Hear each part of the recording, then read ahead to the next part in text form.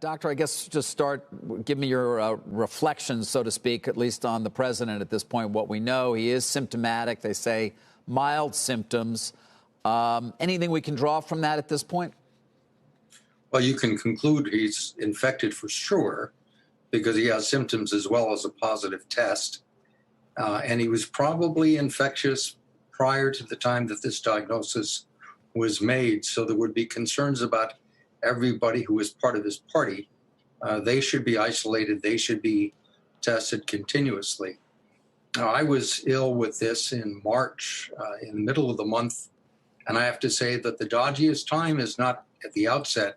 It's a few days in. So my thoughts are with him, and I hope he does well. The next question, of course, is if there's anything that people are going to try to do to mitigate his disease. We know for certain that hydroxychloroquine is not effective. This was something which at the time that I was ill, I took because there was some thought that it might be. The question is whether or not he's going to opt for convalescent plasma or there's going to be an exception made so that he can receive some of the therapeutic monoclonal antibodies that appear to be promising. Right. We've got the monoclonal antibodies. We've got the small molecule as well, antivirals. Merck's working on that. Many of them are in phase 3. Is it conceivable even if his condition worsens, we know remdesivir and a number of other things, but is it conceivable they would choose to use them early on here, even with mild symptoms? I think there's a high likelihood that there would be pressure to do so.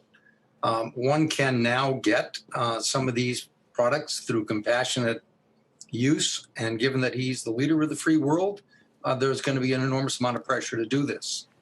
I'm glad that I'm not in a position to advise him. These are difficult decisions to make, but I'm sure he has excellent advisors. Dr. Lipkin, it's Leslie Picker here. The president and his staff were regularly tested. Anyone who came in contact with the president was tested throughout the course of the pandemic. That's also a strategy that's being employed by a lot of corporations as they bring more and more employees back to work. What would you advise for various entities that are using testing as a mechanism of protection? Is it sufficient in terms of kind of the frequency that they were doing it in the White House? And would you advise more testing, mask wearing? What types of precautions should they have been taking? Well, there are several issues there to unpack.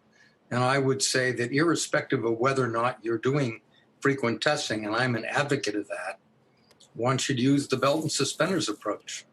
And that is to say that people should wear masks and should physically distance to ensure that there's minimal opportunity for transmission of infection. That said, the tests do vary a great deal in their sensitivity. At present, the most sensitive tests we still have are those that are the molecular tests, and I think that's where we should be focusing. There is an emphasis on trying to move antigen tests forward, and there's been some concern about some of the tests that have been used by the White House as not being sufficiently robust, and this may be evidence of that. But again, testing alone is not sufficient. Everyone should be masking. Right. Everyone should be physically distancing. Shepard Smith here. Thanks for watching CNBC on YouTube.